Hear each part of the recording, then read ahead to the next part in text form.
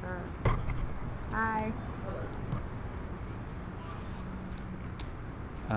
Maybe move a little bit for you. A little this way? Perfect. Okay. And then pretend the camera's not here. You'll just be looking at her Talking the whole to time. Andrea. You know Okay. you know Yep. how this goes. Yeah, no problem. No problem. This, And I'm all ready. except it's going to be all positive today. Okay, good. I'm glad. I'm glad. So, Well, I mean, you certainly have a storied career and spending so much time in the city of Cleveland. How many years were you there? I was a Cleveland police officer for a little over 32 years. So, and you've had just major events that you oversaw. Huge congratulations on overseeing the convention, which went, as we were talking before earlier, it was just really seamless. That was a huge project. Do you feel like that's one of the biggest projects you've ever worked on? Yeah, without a doubt it was. I mean, we're very proud of that. The city's very proud of it. I am personally, professionally very proud of it. We had over 3,300 police officers.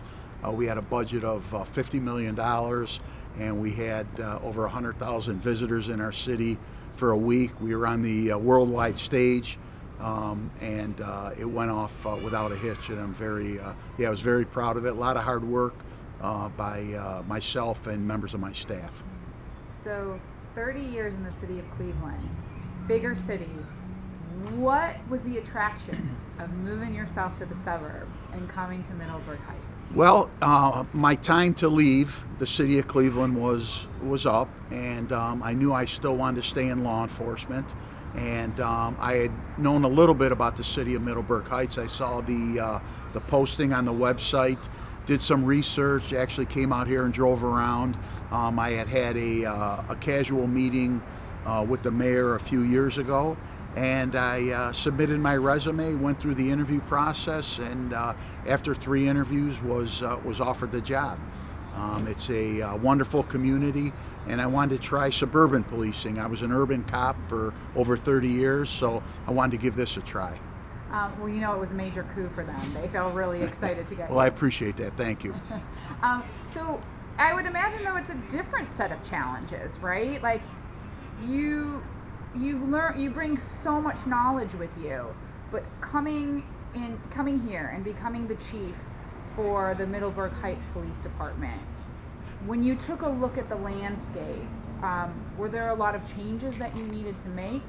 There were quite a few. What I did when I first got here, I followed a long-serving police chief, and he was the chief here for over 20 years. So there was a certain way of doing things.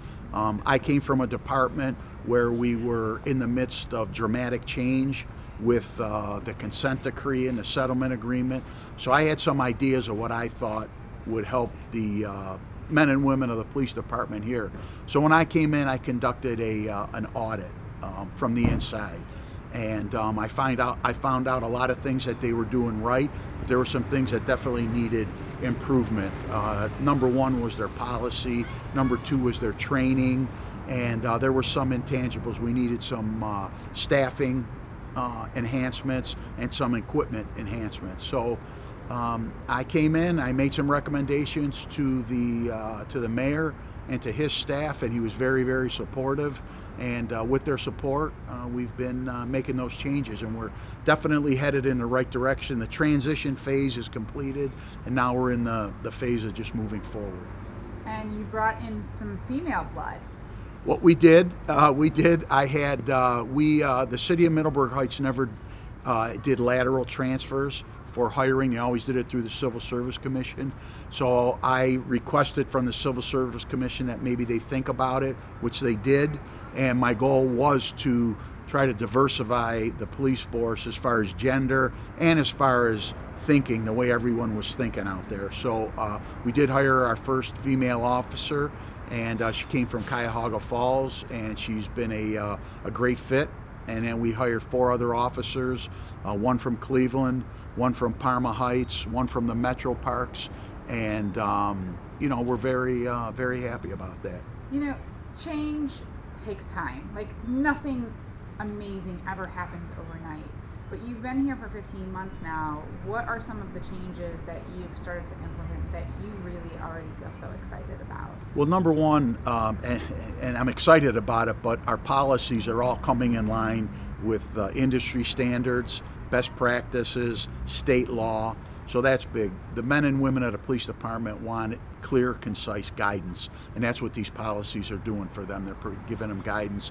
I actually increased our training budget, so we're sending officers out to more training.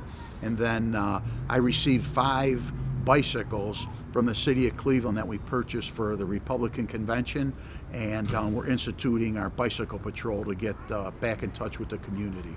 So I believe in that. I believe that we are part of the community and part of the fabric of the community. So I mean, what could be better in the summer than riding a bike for work? So the guys are very excited about it. That's awesome. How has it been working with the mayor? Oh, the mayor's been great. Yeah, I have no complaints. We're sorry to see him go. He hired me, he vetted me, and he's been very, very supportive of me. And being here 15 months, as I drive around and look around, I can see what his leadership brought. You know, he's definitely a visionary. And, you know, to be here for so long and to see some of the projects that he's done, and then be in his company talking about the future of the city, which is always a sign of a good leader who keeps looking to take that next step forward. So, no, it's been a pleasure working with him and the members of his staff. So, and I guess I could definitely call him a friend. We've only been working together a little under 2 years, but like I said, I really appreciate his vision for the city. So today there were some young kids here in first grade getting a tour. Yes. You were so great with them, but that's huge to a community, and you're getting to know the community. What have you so far loved and embraced the most about the community of Middleburg Heights? Well, the community, number one, obviously the people. They're very supportive of us. I've gotten letters. If you go in our station now, you'll see trays of cookies and food. People stop at the station to say thank you. The grade schools and all the schools throughout the city, they all come through once a year and talk to us and meet the policemen. And just last weekend, we completed our Shop with a Cop day. And what we did is we participated. The officers came to me and said, we'd like to have a No Shave November, where nobody shaves. You let us, grow a beard. We all chip in some money, and then we take kids shopping.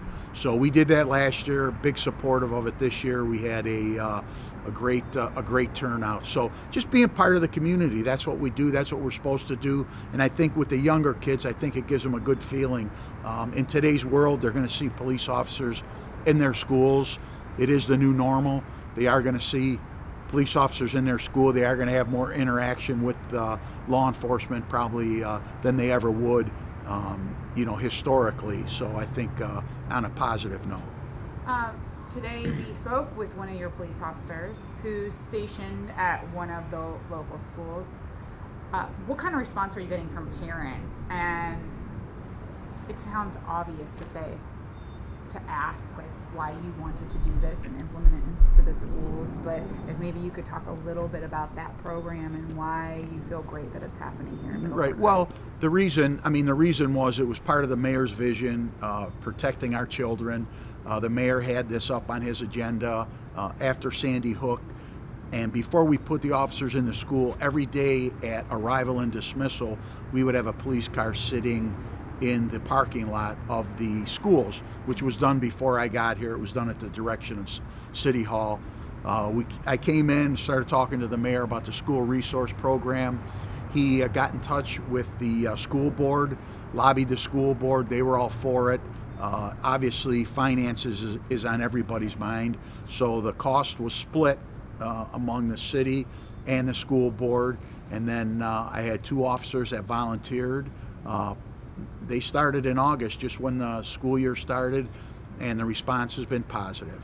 We've had numerous conferences, and these guys they're not only in the school, they're at after-school events. They talk to the kids, they're mentors, they're role models, and it's been positive. So I really can't say enough. It's the world we live in.